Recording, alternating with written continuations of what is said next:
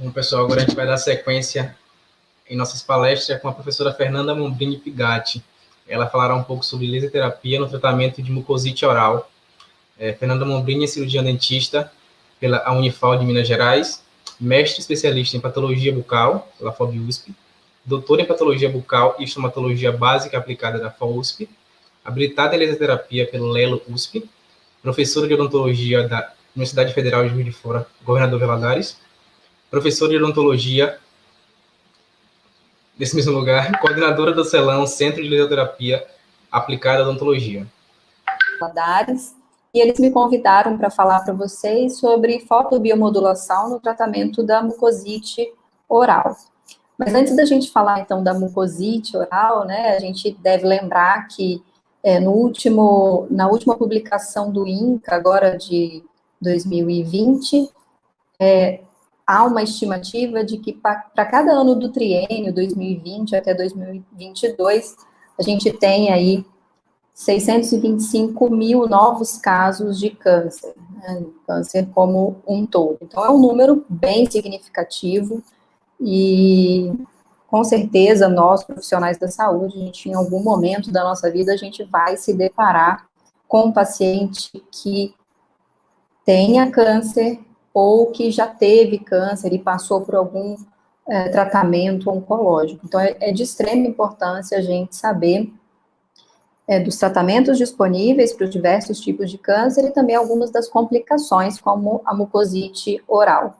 Então, dentre os tratamentos oncológicos disponíveis, né, independente do tipo de câncer que o paciente tenha, né, não restringindo aqui ao câncer de cabeça e pescoço, o paciente ele pode ser submetido a uma cirurgia, e essa cirurgia ela pode estar associada ou não à químio ou à radioterapia.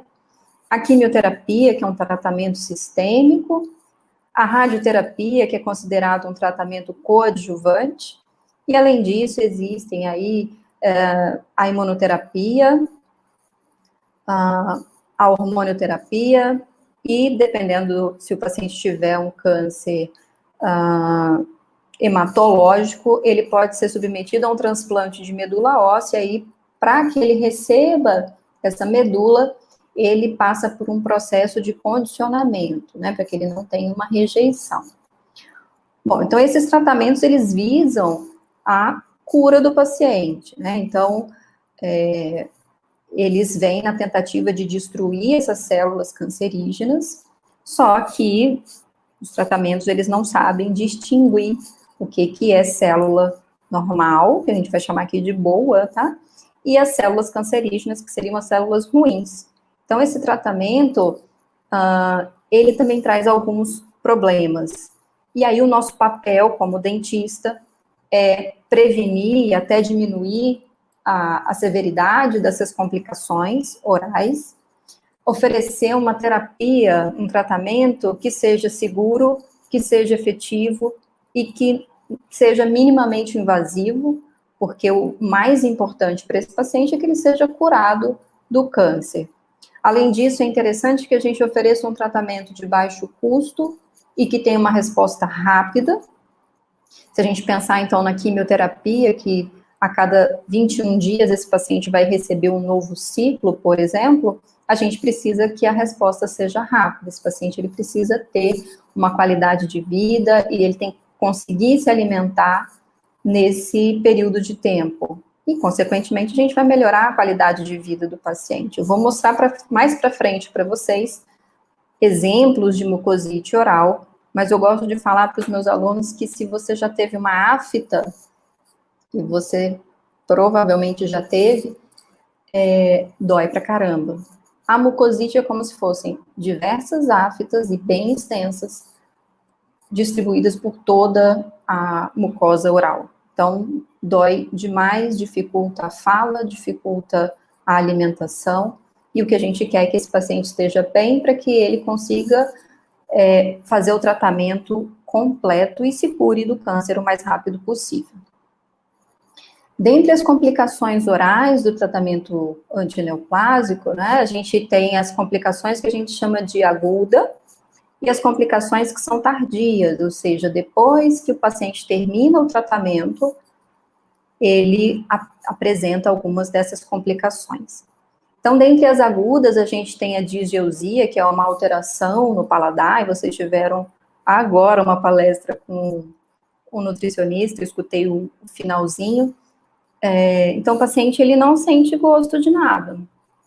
Então, o paciente, ele ou sente um paladar alterado. Muitos dos pacientes que eu atendo, eles falam, eu estou sentindo minha boca salgada, ou eu coloco um prato da comida que eu mais gosto, sei lá, que seja lasanha, que seja macarrão, ele falou, eu não consigo sentir gosto. Então, ele tem uma alteração nesse paladar e, consequentemente, ele não consegue comer. Imagina quando a gente está gripado, a gente já não consegue comer, esse paciente, ele tem alterações bem importantes. As infecções oportunistas, e aqui eu destaco a candidíase e o herpes, a mucosite, que a gente vai falar com mais profundidade, trismo, que é uma diminuição da abertura, uma limitação na abertura da boca do paciente, e a xerostomia, que pode estar associada ou não a uma diminuição da quantidade de saliva, que também pode vir como uma complicação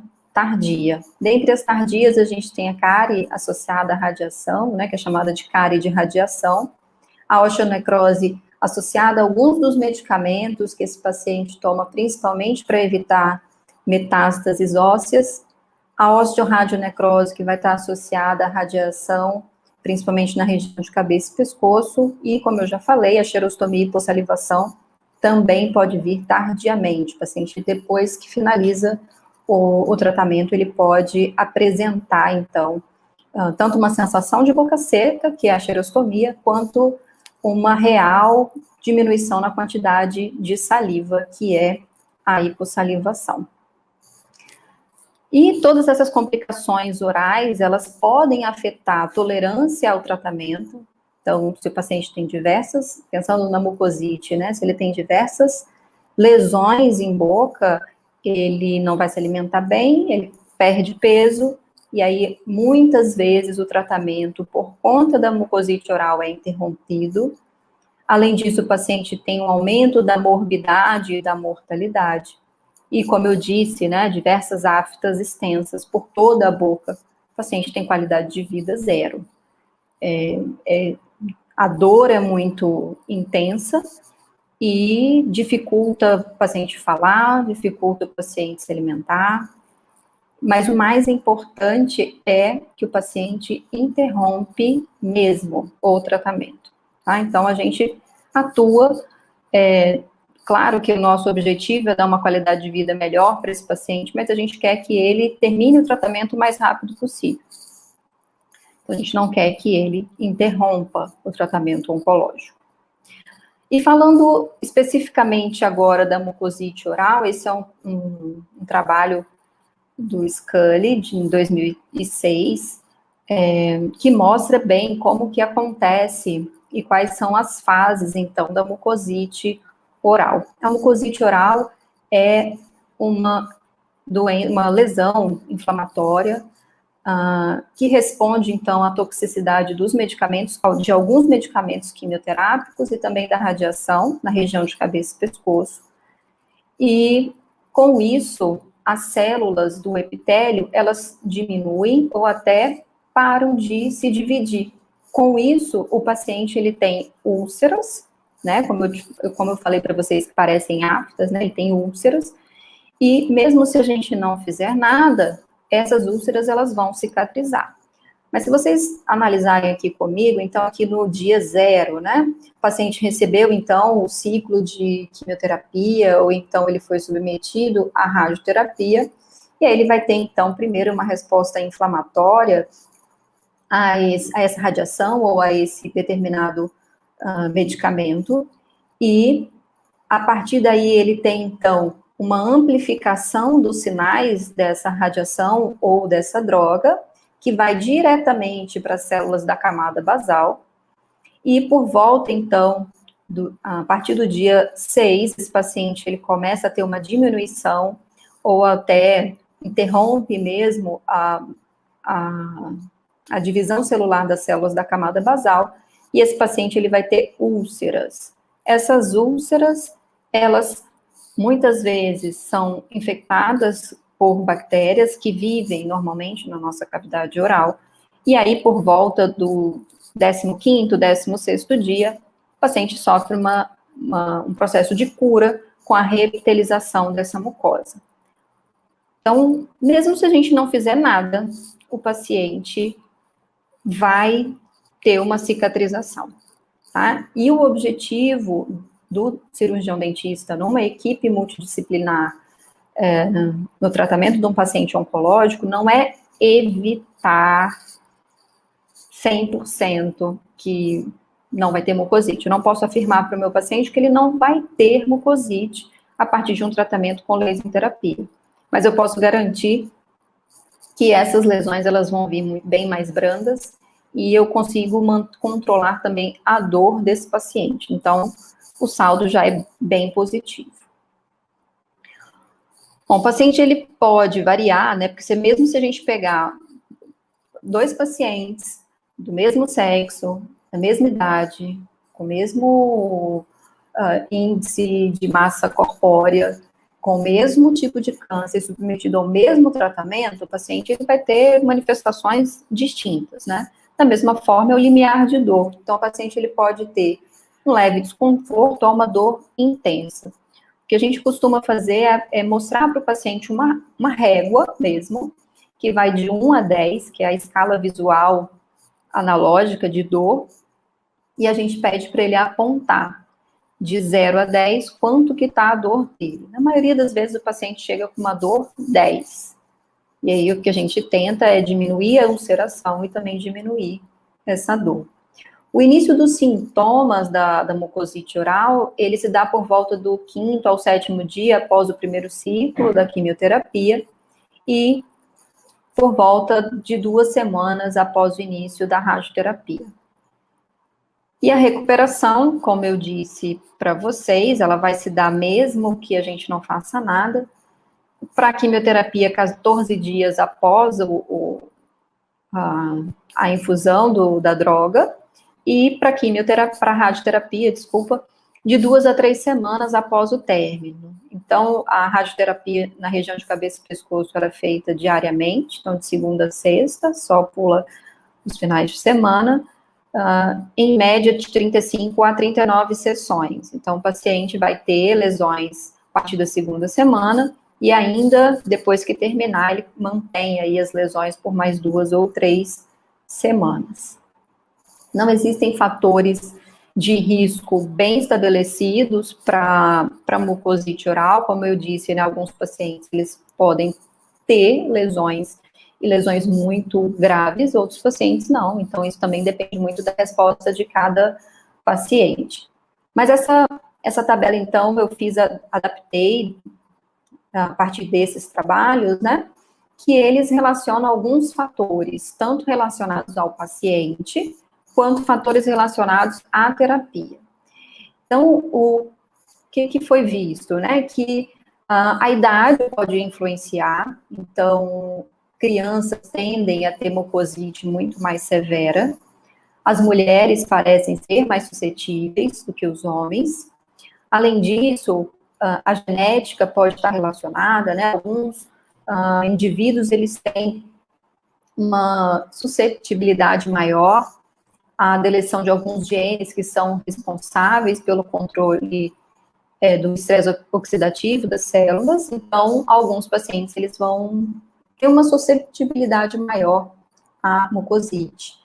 Higiene bucal, então, se o paciente não tem uma higiene bucal adequada, não recebe orientação, e aí entra em outro tópico, né, o fato da gente atuar desde o início, do dia 1, que o paciente descobriu que tem o câncer, antes mesmo dele fazer o tratamento, mas fica para uma próxima oportunidade. Então, o paciente ele precisa ter uma higiene bucal boa. Além disso, o fato do paciente fumar ou consumir bebida alcoólica aumenta o risco de desenvolvimento de mucosite. Dentre os fatores relacionados à terapia, alguns agentes quimioterápicos de alta toxicidade, eles são relacionados ao aparecimento de mucosite. então como o 5-FU, a cisplatina, a ciclofosfamida, o melfalano, o busulfano, o metotrexato, são drogas que estão relacionadas ao desenvolvimento de mucosite. Não quer dizer que todo paciente que faz uso dessas drogas vai ter obrigatoriamente mucosite, mas é um dos efeitos, tá? Se o paciente recebe uma radiação corpórea total em altas doses, ou essas doses não são fracionadas, né? Por exemplo, o paciente tem ciclos de radiação que somam mais de 5.000 centigraus,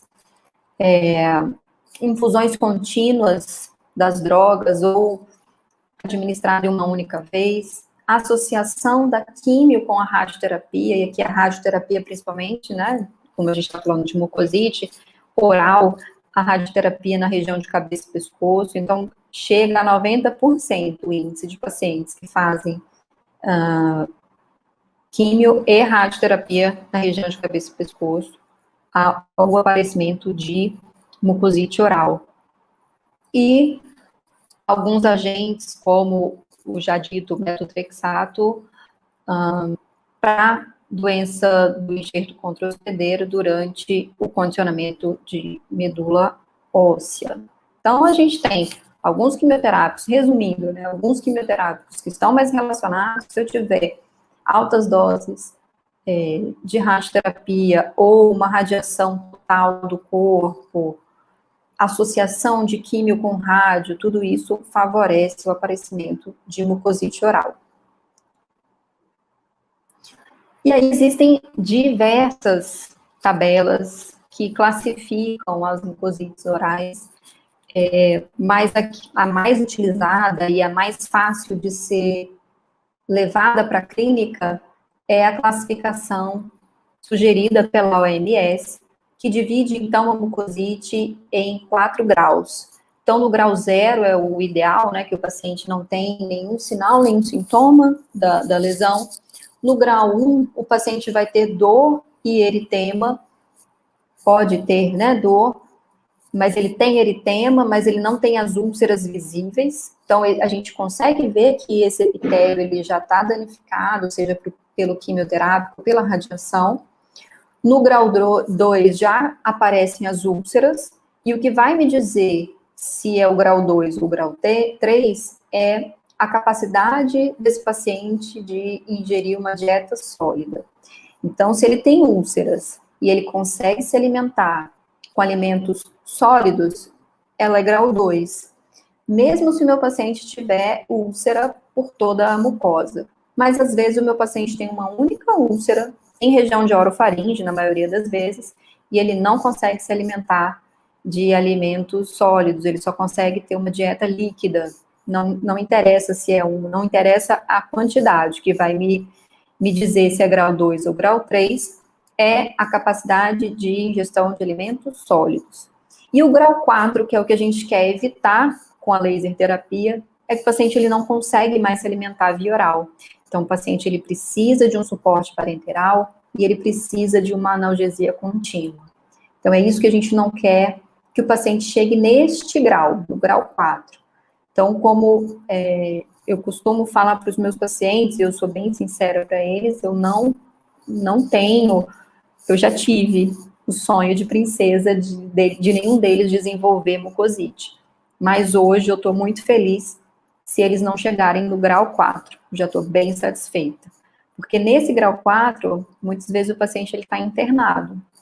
Ele interrompe o tratamento oncológico para que ele, então, tenha uma condição sistêmica um pouco melhor e consiga voltar a fazer o tratamento. Tá? Então, o que a gente quer evitar ao máximo é o grau 4. Então, algumas fotos de pacientes que eu atendo no hospital, então, se for possível, não tirar fotos, porque tem termo de consentimento, enfim.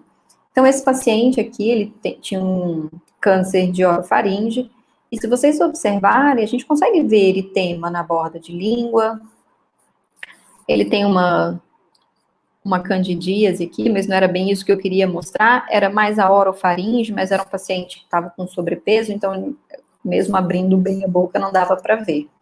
E como que eu sei que essa essa atrofia que não é mucosite. Eu vou dar mais uma dica para vocês, que a mucosite, ela acomete mucosa não queratinizada.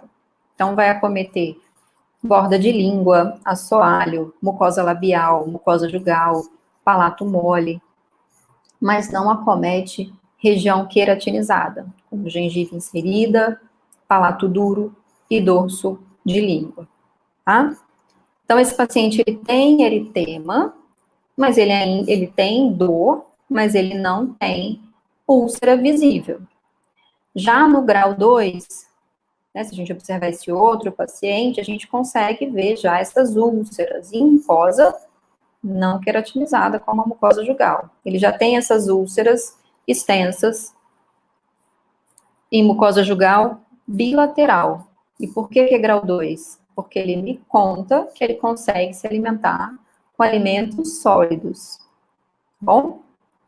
Já no grau 3, e vocês vão ver esse paciente mais para o final também, olha lá em palato mole, borda de língua, bilateral, aqui mostrando em mucosa labial, vocês conseguem ver que está edemaciado, né? Está até refletindo aqui o flash. Esse paciente chegou, não estava mais conseguindo se alimentar com alimentos sólidos, só dieta líquida.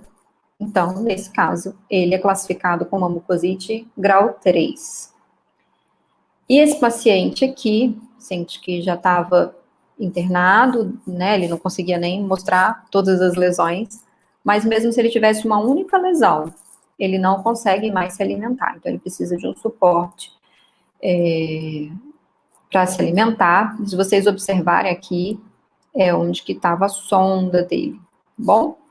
Infelizmente, esse paciente veio a óbito, esse paciente teve que interromper tratamento oncológico, e infelizmente ele veio a óbito. Então, a gente quer evitar ao máximo grau 4. Além disso, se a gente evita o grau 4, a gente também tem redução de custo para o hospital. Não é que a gente quer pensar só em dinheiro, mas se a gente tem um leito ocupado por um paciente que está com uma mucosite grau 4, a gente não tem vaga para um paciente que tenha uma condição mais grave, precise de ser internado. Então, é por isso que a gente também evita. A gente evita custos, a gente traz muitos benefícios, não só para o paciente, mas também para o hospital, tá? E aí, como tratar a mucosite? É óbvio que eu vou falar do laser, né? Mas existe uma associação multinacional de cuidados de suporte em câncer que traz algumas diretrizes de tratamento de mucosite para mucosite oral. Então, esse é o artigo mais recente, agora de 2020, que eles trouxeram essa diretriz de tratamento da mucosite secundária às terapias do câncer, e dentre diversos tratamentos, eles incluíram já desde 2014, eles incluíram, mas agora, novamente, agora com alguns protocolos, pelo menos de prevenção, traz a laser terapia. Então, eles falam de cuidados com higiene oral, falam de medicamentos tópicos, falam da terapia fotodinâmica, da fotobiomodulação, traz até algumas terapias alternativas, como o mel, né, o mel tópico. No de 2014 não tinha, mas agora tem, tanto de maneira tópica como de maneira sistêmica, tudo para que a gente consiga evitar mucosite em grau mais acentuado e até mesmo tratar essas lesões. Então, eles trazem a fotobiomodulação, que é a laser terapia, né, para o tratamento das lesões orais de mucosite. E o mesmo grupo, né, que é o grupo aqui, ó, do MASC, também trouxe essa revisão sistemática do ano passado, de 2019, falando, então, da fotobiomodulação no controle e no tratamento das lesões orais de mucosite em pacientes com câncer, tá? Então, se vocês olharem, vou tentar mostrar para vocês. Essa tabela, ela continua, tá? Eu só tirei o print de uma parte, mas se vocês olharem, eu tenho energia, né, que é a densidade de energia muito baixa, então aqui, ó, 1, variando até 70. Então, o que eu quero mostrar para vocês? O que eu quero ressaltar? Que o laser funciona, tanto que eles recomendam a laser terapia ou a fotobiomodulação, que é o nome mais atual, né, para o tratamento da mucosite. Mas o que a gente tem que ficar bem atento é que essa variação de protocolo, ela é porque a gente tem o que a gente chama de janela terapêutica. Então, eu tenho desde energias muito baixas até energias muito altas e com resultados favoráveis para o tratamento da mucosite. Mas existe, entre essas energias aí, existe um tratamento que é considerado ótimo. Então, é uma parábola, né? Essa janela terapêutica, ela é uma parábola, onde eu vou ter, no pico dessa parábola, o tratamento que é considerado ótimo. Então, que funciona, eles já chegaram à conclusão de que funciona.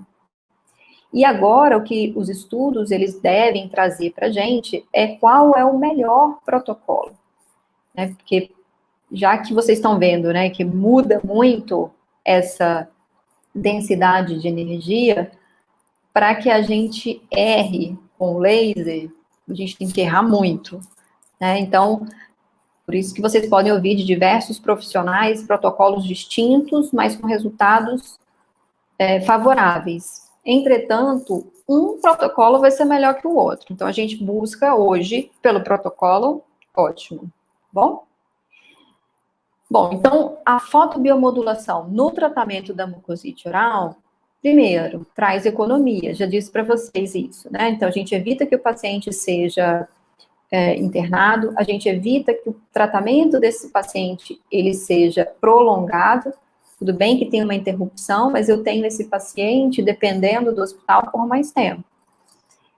Além disso, o paciente, se ele faz o controle dessas lesões, o tratamento dessas lesões, ele vai continuar com o tratamento que foi proposto para ele. Se foi proposto radioterapia, 39 sessões, ele vai fazer as 39 sessões sem interrupção. E, é claro, a redução no número de medicações. Esse paciente, ele não vai usar tantos medicamentos para controle da dor, e a gente quer evitar principalmente os medicamentos sistêmicos, né? Então, os benefícios são inúmeros, e o laser vai atuar modulando a inflamação, promovendo a analgesia e também acelerando o reparo das lesões de mucosite oral. Não sei se vocês têm uma experiência com a utilização do laser, mas ele faz isso em todas as lesões, o laser de baixa intensidade. Então, essas características do laser de baixa intensidade, elas parecem que elas foram feitas para mucosite oral, né? Não foram, mas parece que foram. E aí, para quem não conhece, aqui tem 2 aparelhos brasileiros, não faço propaganda para nenhuma das 2 marcas, até porque eu não recebo nada por isso. Mas aqui na universidade a gente tem 2 aparelhos da MMO, e eu tenho um aparelho em casa, que é o da DMC. Qual que é melhor? Os 2. Com qual você tem melhor resultado, professora? Com os 2. Então, eu não tenho um que seja favorito, tá? Os 2 funcionam muito bem, e os 2 entregam a mesma coisa. E os 2 atuam tanto no comprimento de onda vermelho e infravermelho. A diferença é que o aparelho da MMO, vocês estão vendo aqui, essa minha mãozinha, vocês estão vendo aqui 2 saídas, né? E essa saída, uma saída do laser vermelho, a outra do infravermelho. Só que para acionar, a gente aciona separadamente. O da DMC a gente pode acionar separadamente, mas a gente pode ter os dois comprimentos atuando ao mesmo tempo também. Essa é a grande diferença deles. Além disso, o que eu vejo de diferença é que o da DMC, ele tem uma ponta um pouco mais fina, apesar de que a saída, que essa a gente chama de spot, é praticamente o mesmo tamanho, já que a gente usa esse espaçador. Então, talvez tenha aqui uma vantagem se a gente quiser aplicar o laser na região de orofaringe, mas já adianto que não é todo paciente que tolera o laser na região de orofaringe. Então, o paciente ele tem reflexo de vômito, alguns pacientes chegam a vomitar durante a aplicação, então são iguais, porém diferentes. Bom, os dois aparelhos, no comprimento de onda vermelho, varia aí de 650 a 690, e do infra, 780 a 980 nanômetros, tá? O que isso quer dizer? Né? São cores diferentes. Então, o vermelho, que é esse comprimento de onda um pouco menor, ele é mais absorvido pela superfície da mucosa ou da pele, então, por isso, a atuação dele vai ser mais superficial. Então, ele é ideal para reparo. E o infravermelho, que é um comprimento de onda um pouco maior, ele é menos absorvido pela superfície, então ele consegue penetrar mais nos tecidos. E ele é mais indicado, então, quando a gente quer atingir tecido nervoso, tecido ósseo. Então, por exemplo, se a gente quer analgesia, se a gente quer controle de dor, a gente usa o infravermelho, tá? Na mucosite oral, se a gente estivesse presencialmente, eu ia perguntar para vocês, mas eu não consigo escutar a resposta. Mas eu vou fazer mesmo assim. Na mucosite, você acha que a gente quer reparo ou a gente quer controle de dor? Se a gente fosse escolher, tá? Tem que apertar um botão só. Ou você quer reparo ou você quer controle de dor. Não dá para escolher as duas coisas. Por mais que a gente não queira que o nosso paciente sinta dor, no caso da mucosite oral, o mais importante é que essa lesão, ela cicatrize mais rápido. Porque o paciente não vai estar suscetível a uma infecção secundária, esse paciente não vai ter uma debilidade ainda maior em decorrência das lesões. Além disso, se ela repara mais rápido, o paciente vai ter um controle de dor também. Então, se eu só controlo dor, claro que o infravermelho também vai ter uma atuação em reparo, mas bem menor. Então, já adianto para vocês que na mucosite oral, o comprimento de onda que a gente usa é o vermelho. Eu quero que essa lesão, ela se feche. Eu não quero que o paciente chegue num grau 4 de mucosite. Opa. Beleza? Então, vamos agora falar de protocolo. E aí, quando eu falo em protocolo, eu sempre lembro, já dei um spoiler, né? Tipo, eu cliquei aqui o slide sem querer. Mas, quando a gente fala de protocolo, todo mundo quer uma receita de bolo. E vocês viram que na revisão sistemática que foi feita e que é super recente, a gente tem uma variação enorme. E aí eu falo, cuidado com receita de bolo. Que às vezes a gente tem uma expectativa e na hora que a gente vai fazer, executar, a realidade é bem diferente, né? Como esses bolos aqui. Todo mundo aqui teve uma receita e que não saiu como esperado.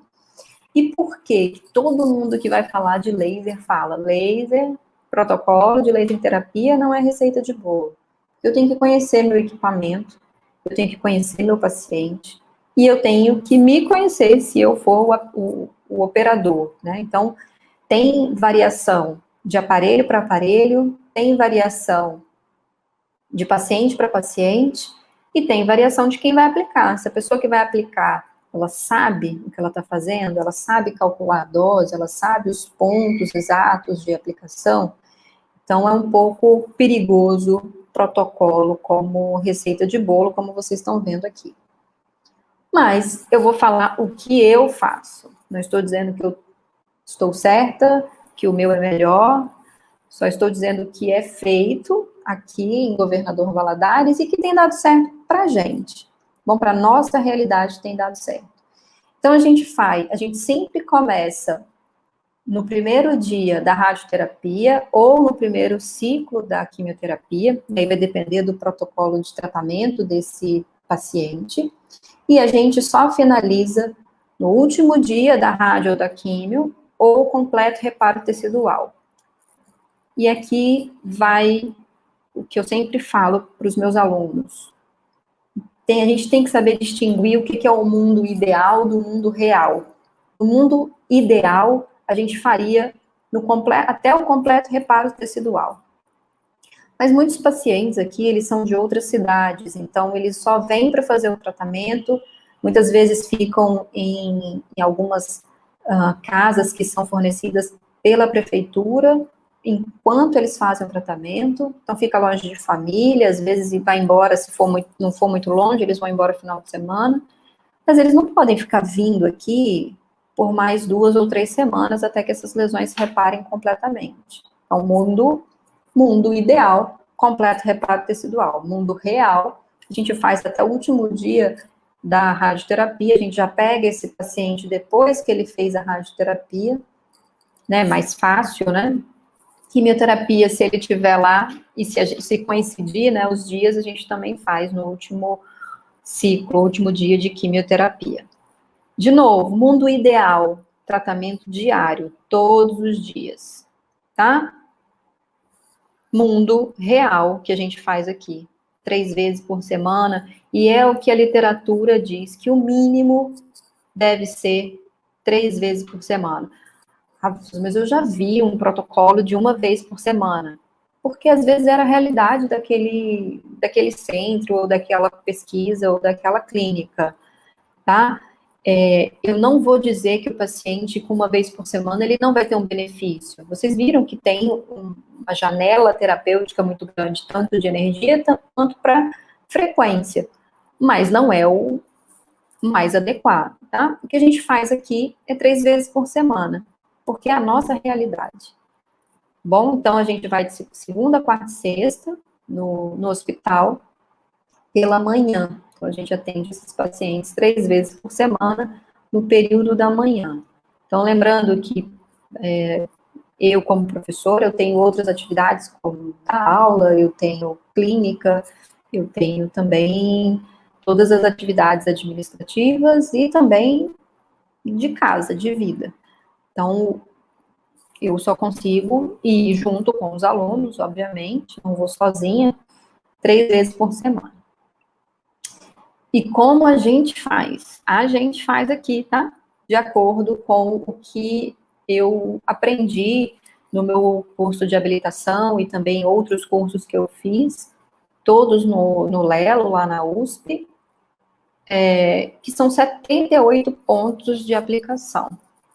Tá? Então, aqui são aonde eu aplico, quantos pontos, aqui mostrando mais ou menos. Isso aqui, na verdade, é mucosa labial, não é gengiva, mas é a imagem que eu consegui fazer para que os alunos conseguissem entender, tá? Não estou dizendo que esse é o melhor protocolo, mas é o que eu aprendi. Então, e tem funcionado muito bem aqui com os nossos pacientes. Então, a gente faz esses 78 pontos com uma energia muito baixinha.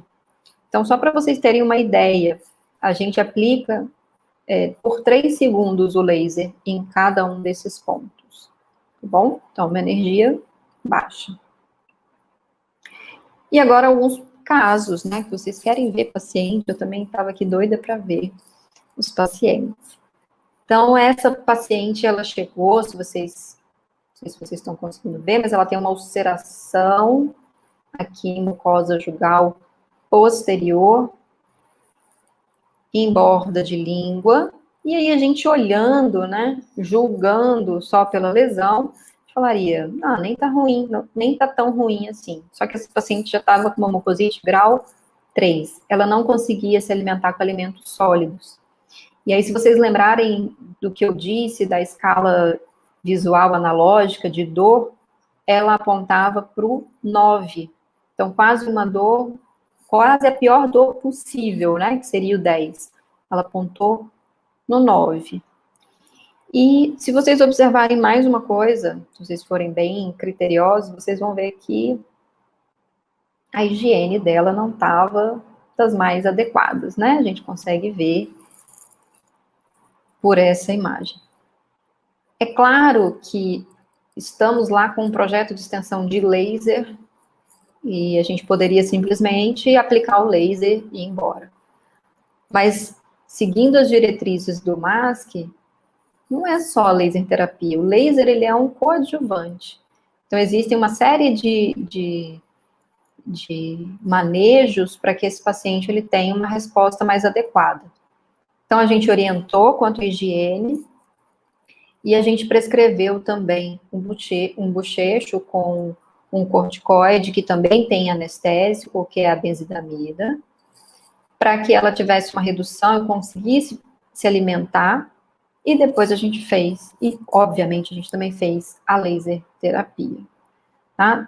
Na terceira sessão, além do batom, vocês estão vendo que ela estava feliz, ela já tinha uma diminuição importante da lesão em mucosa jugal, a lesão em língua praticamente cicatrizada, e o mais importante, ela higienizou. Gente, eu não estou muito bem aqui riscando, né? Tô parecendo, é que eu estou sem mouse, mas ela higienizou, ela seguiu nossa orientação de higiene. Então, eu não posso dizer que o laser sozinho faz milagre, né?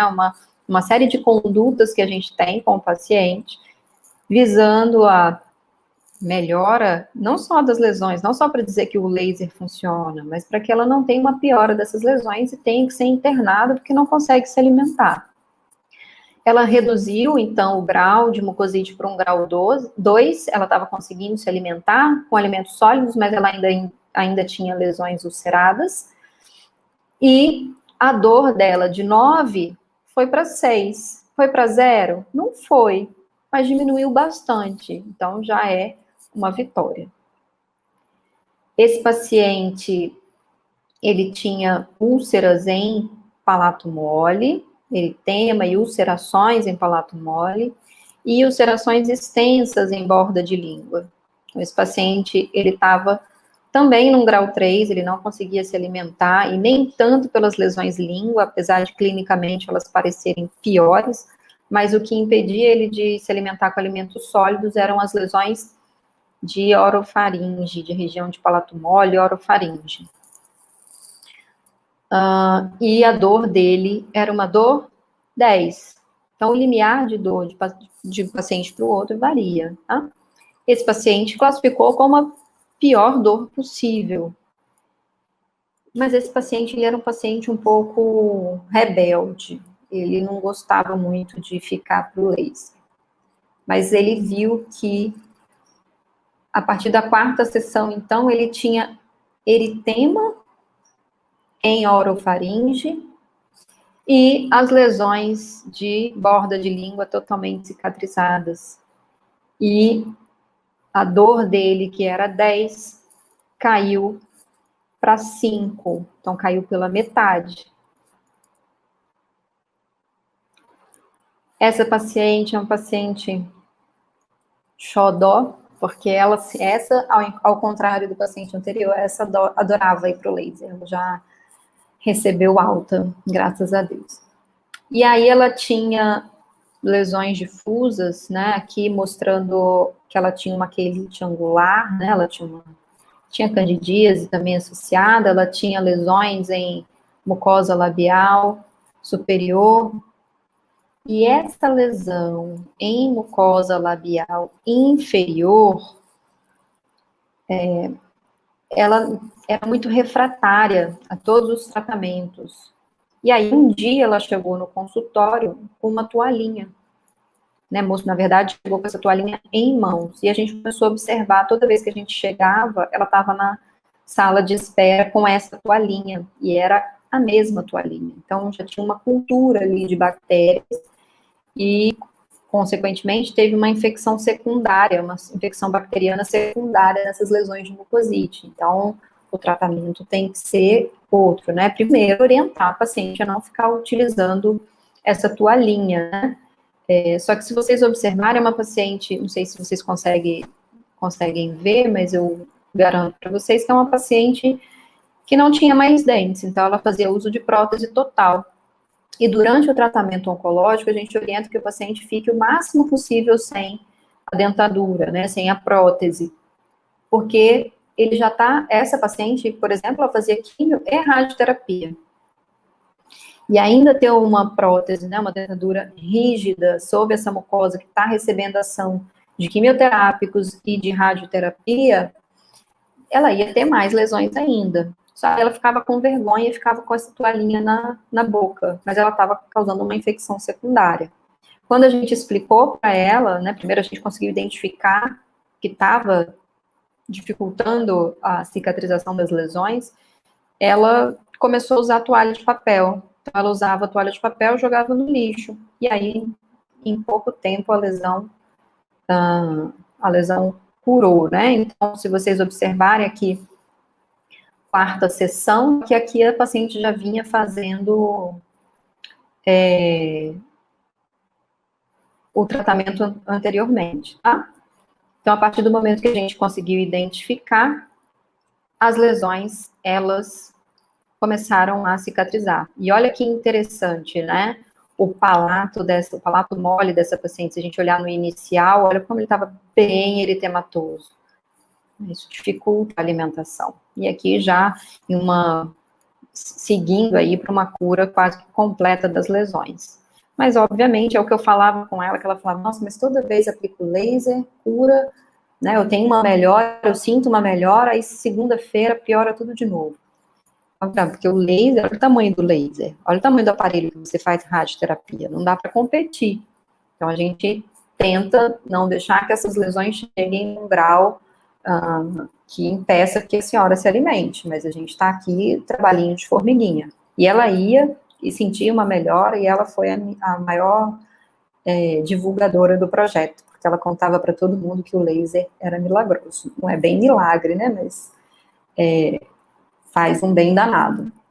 E aí, escutando essa história de que o laser é milagroso, esse paciente escutou, porque eles ficam na casa, né, eles dividem o local que eles ficam, os dois eram de fora de Valadares, eles dividiam o abrigo, né, da prefeitura, durante o tratamento. E aí ela falou para ele, ó, vai lá, que o laser é milagroso. E esse paciente, vocês já viram ele anteriormente, quando eu mostrei um grau 3 de mucosite, ele tinha lesões importantes, em borda de língua, bilateral.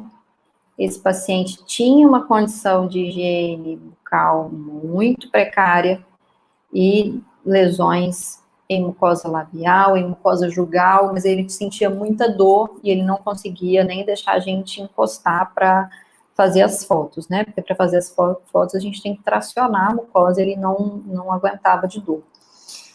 E aí, esse paciente, ele ia internar na segunda-feira, isso foi uma sexta-feira. E aí ele falou assim, eu vim aqui testar esse tal desse laser, ver se é bom mesmo. E o médico já tinha falado que na segunda-feira ele iria, se ele não tivesse uma melhora, que ele ia tentar uma última alternativa, que seria o laser, e se não tivesse uma melhora, ele seria internado na segunda-feira. E eu expliquei para ele que o laser não é milagre, né? Eu brinco com os alunos do projeto que laser não é magia, é tecnologia. E é bem isso, o laser ele não é milagroso. Então eu preciso de uma série de ações para que esse paciente tenha uma resposta favorável. O laser, ele, de novo, é um coadjuvante. E eu fiquei muito receosa e eu fiquei muito triste, porque eu pensei, esse paciente vai ser internado, o laser não vai fazer milagre aqui. Mas mesmo assim, atendi, dei as orientações de higiene, prescrevi a benzidamida e fiz a aplicação do laser. Para nossa surpresa, ele voltou na segunda-feira com essa condição. Então, as lesões, olha aqui, ó, só voltar para vocês verem, a lesão de borda de língua cicatrizada. Eu, sinceramente, esse paciente que eu mostro para todo mundo, porque para mim foi uma surpresa. E olha aqui, você acha que ele ele fez a higiene que a gente orientou? Não fez. Isso é a segunda sessão. Né? Esse paciente voltou na segunda-feira feliz porque ele estava conseguindo se alimentar. Dieta líquida, estava grau 3 ainda. Mas aqui era um grau 3, só não era um grau 4 porque ele não quis ser internado, porque ele não estava conseguindo se alimentar. Ele já tinha perdido muito peso e o médico, né, prezando pela vida do paciente, disse que se ele não tivesse uma cura, ele seria internado. E aí, né, não sei se foi graças ao laser ou sei, não consigo explicar esse caso, mas teve uma resposta muito boa. Viram que em pacientes que eu mostrei anteriormente, na quarta sessão, na terceira sessão, e esse paciente voltou com essa condição muito boa. Então, eu gosto sempre de frisar que o laser ele é uma importante ferramenta, se bem utilizada, se baseada na literatura. Além disso, por profissionais capacitados. Então, procurem, se vocês têm interesse, procurem uma habilitação que seja reconhecida pelo MEC e que seja reconhecida também pelo CFO. É um curso de 60 horas e olha o bem que a gente pode fazer para o paciente. Esse é um dos benefícios do laser, tá? Não sei se eu falei rápido, não sei se eu comi o horário, mas eu fiquei com medo, então eu tirei alguns slides. E eu queria deixar para vocês, então, essa mensagem que eu sempre levo quando eu vou atender os pacientes, seja qual for, mas principalmente os pacientes oncológicos, né? O paciente não é só um paciente, esse paciente ele é o amor da vida de alguém. Então, ele é a mãe de alguém, ele é o pai de alguém, o filho de alguém, o irmão de alguém, o marido ou a esposa de alguém. Então, a gente precisa cuidar desses pacientes com muito carinho e com todo o respeito que eles merecem. Deixo aqui também meu contato, meu Instagram, se vocês tiverem interesse toda, não vou dizer, né? Quase toda sexta-feira eu coloco um caso para discussão. E se vocês tiverem interesse e quiserem seguir, se quiser mandar mensagem também, fiquem à vontade. Bom, parar aqui de interromper. E hoje já postou e eu ainda não vi. Então não vou dar spoiler, não vou te contar. Eu também não vi lá o caso. Hoje o caso está interessante, bem legal. Assim que acabar aqui, vou lá para os stories. Então, a gente quer agradecer, certo, por você ter passado para a gente esse conteúdo. Ajudou bastante, porque a gente também está estudando agora, fazendo um tema de TCC, e esse é um dos assuntos que a gente está abordando em nosso TCC, então foi de grande valia todo o conhecimento que a senhora proporcionou para a gente hoje. Que bom. Vamos responder algumas perguntas aqui. Deixa eu lançar. Apareceu? Aí. Além da má higienização, qual outro principal fator agravante da mucosite?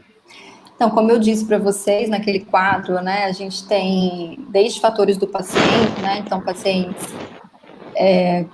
muito jovens ou então pacientes muito idosos, eles vão ter mucosites mais severas, né, porque o metabolismo ele está diminuído ou ele está alterado, né, no caso das crianças, mulheres são mais suscetíveis. Esse paciente fuma e as meninas da secretaria me chamam, doutora, paciente tem um câncer de boca e está ali, ó, fumando, e eu tenho que ir lá puxar a orelha do paciente. Então, às vezes o paciente fuma, o paciente faz uso de bebida alcoólica, então tudo isso pode agravar, além dos fatores relacionados à terapia, né, alguns quimioterápicos são mais relacionados ao aparecimento de mucosite, a radioterapia na região de cabeça e pescoço, e principalmente quando ela é associada, né, com a quimioterapia. E aí o índice de mucosite, ele chega a 90%. Respondi, okay. Maria? Alfredo, ele perguntou, O resultado terapêutico do laser vermelho ou infravermelho nas mucosites de pacientes com câncer de mama são mais regeneradores em menor tempo? Então, não. Infelizmente, não. O que a gente tem, assim, é que dos pacientes que fazem só quimioterapia e que esses quimioterápicos, eles estão relacionados ao aparecimento de mucosite, ao contrário dos pacientes que fazem radioterapia de cabeça e pescoço, é que esse quimioterápico, ele é em ciclos, né? Então, a gente vai ter um período de melhora, o paciente não vai ter nenhuma lesão mais, mas aí vem o próximo ciclo, aí piora tudo de novo. Já na radioterapia de região de cabeça e pescoço, esse paciente vai ter radiação ali atuando todos os dias. Então, clinicamente, ela é um pouco pior, mas o tempo de cicatrização não vai variar muito, não. Uma próxima. Jéssica, existe uma quantidade média de sessões a laser para conseguir tratar ou varia de acordo com a lesão? Varia de acordo com o paciente, na verdade, né? Então, tem paciente que vocês viram, né? Esse último que eu mostrei, que com uma sessão, paciente milagroso, teve uma cicatrização que eu não esperava.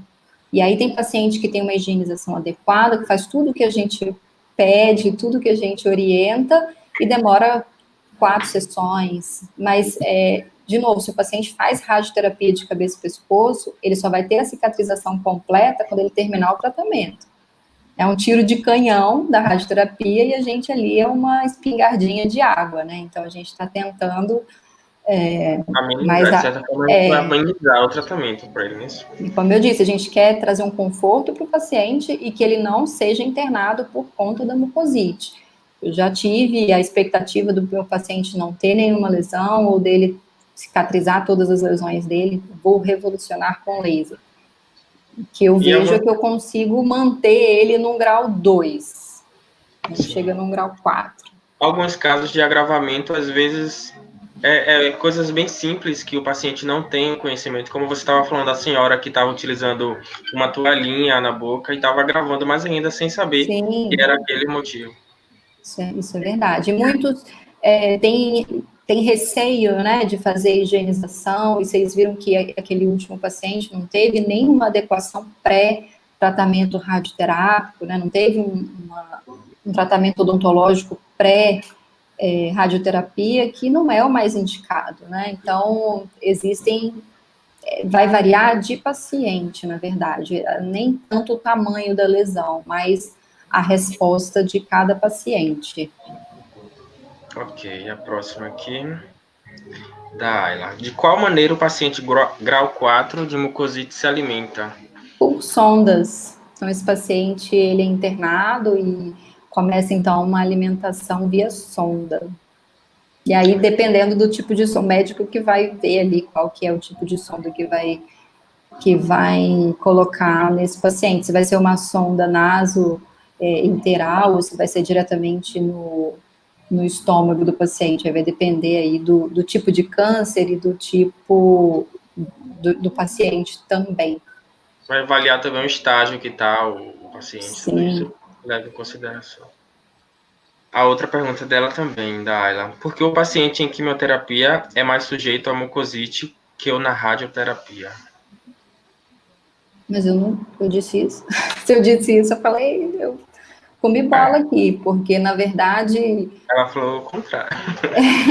O paciente com radioterapia de cabeça e pescoço, a radiação vai estar atuando no local, né? Então, é mais fácil que esse paciente tenha mucosite na radioterapia, tá? Isso não quer dizer que o paciente em quimioterapia e que faça uso, por exemplo, de cisplatina não vai ter. E se a gente combinar ainda cisplatina com radioterapia de cabeça e pescoço, piorou para o paciente. Então, o paciente não tem... Nos casos da quimio, o uso da quimioterapia ajuda mesmo? Ajuda, sim. Principalmente o 5-FU. Então, 30 minutos antes da infusão, o paciente, ele faz uso de gelo, né? Esse gelo, pode ser picolé, né? Algumas clínicas dão picolé, e aí coloca até ou então uma água com camomila bem gelada também, porque diminui a circulação sanguínea, e aí o quimioterápico não chega, ou chega menos, né, na região de mucosa oral, então ele não tem tantos efeitos adversos. Ok, foi respondido todas aqui. É isso. Muito obrigado, tá? Eu que agradeço e espero que em uma próxima oportunidade a gente possa falar de outros assuntos. Com certeza. E quem tiver dúvida e ficou com vergonha de perguntar, pode mandar no Instagram ou até para os meninos que depois eu respondo. Isso. Muito obrigado. @doutora Fernanda Mombrini que vocês encontram. Obrigada, gente. Boa noite. Boa noite.